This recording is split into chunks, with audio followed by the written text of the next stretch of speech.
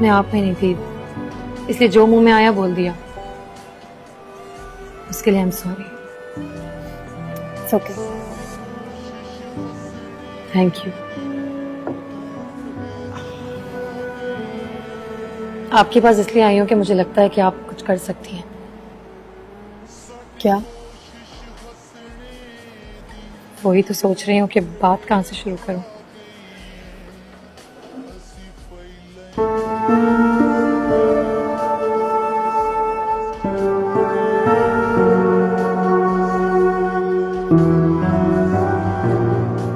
वो आपसे शादी कर रहा है,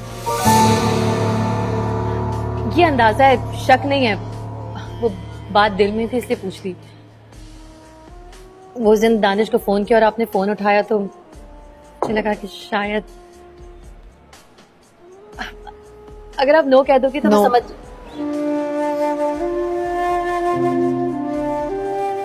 मैं जानती थी, पता है हम दोनों की लव मैरिज हुई थी। पहले मैं भी उसी की तरह सोचती थी, लेकिन बाद में कुछ गलतियां हो गई मुझसे।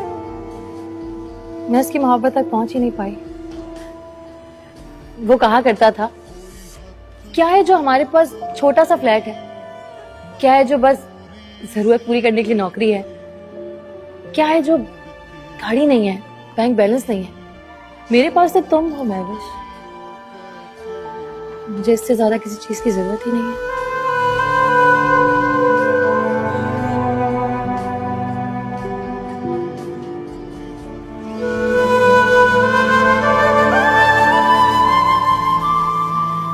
आपकी क्लास तो नहीं थी? नहीं, क्लास होती तो मैं डेफिनेटली क्लास खत्म करके आपसे मिलती। ओह हाँ, तो मैं कह रही थी कि मैं उसकी इतनी ज्यादा मोहब्बत पर बिलीव ही नहीं कर पाई। ये तो आज सोचती हूँ कि वो इतना कुछ होने के बाद भी मुझे रोकना क्यों चाहता था। जिस दिन डिवोर्स हुई उस दिन भी उसने बड़े जतन किए थे, मगर मैं जा चुकी थी, रुकना ही नहीं चाहती थी। मैं मानती हूँ मैं गलत थी, लेकिन आप ये भी मानो गलतियां तो हो जाती है ना। मैं ये नहीं मानूंगी। मैं शादीशुदा लड़की को ऐसी गलती की इजाजत नहीं देती, और एक माँ को तो बिल्कुल भी नहीं।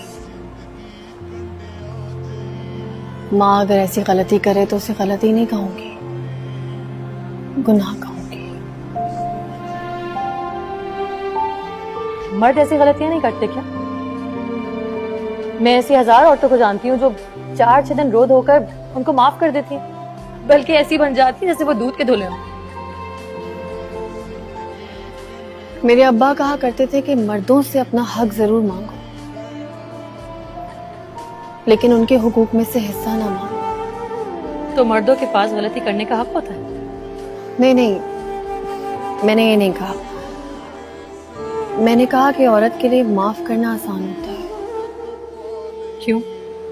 क्योंकि मर्द अपनी कोख से बच्चे पैदा नहीं करते हैं, औरत अपनी कोख से बच्चे पैदा करती है। नस्लों की शनाख्त उसके रहमो करम पर होती है।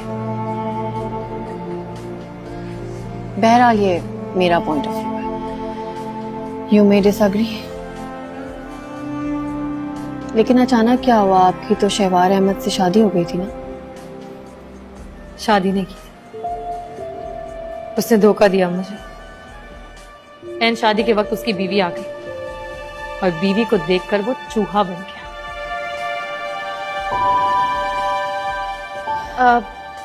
क्या नाम था आपका? हानिया? जी हाँ हानिया।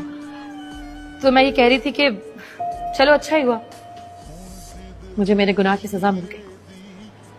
आप ठीक कहती थी, मैं उसकी गुनाहगार हूं।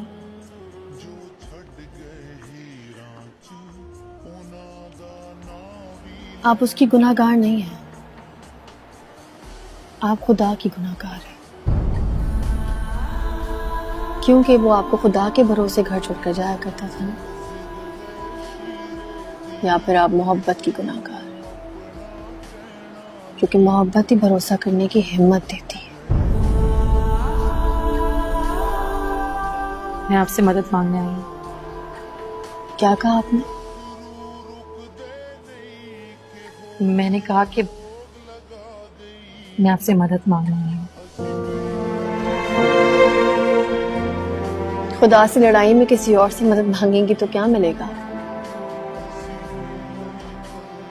और अगर आप समझती हैं कि आपको आपकी गुनाह की सजा मिल गई है तो जाके दुआ कीजिए। जो सजा मिली है आपको बस उतनी ही सजा हो आपकी। वरना अक्सर ये होता है कि यहां से सजा शुरू होती है महविश। वो मोहब्बत बेशुमार देता है तो सजा भी बेशुमार देता है। और ये बात मैंने अपने अब्बा को देख के सीखी है।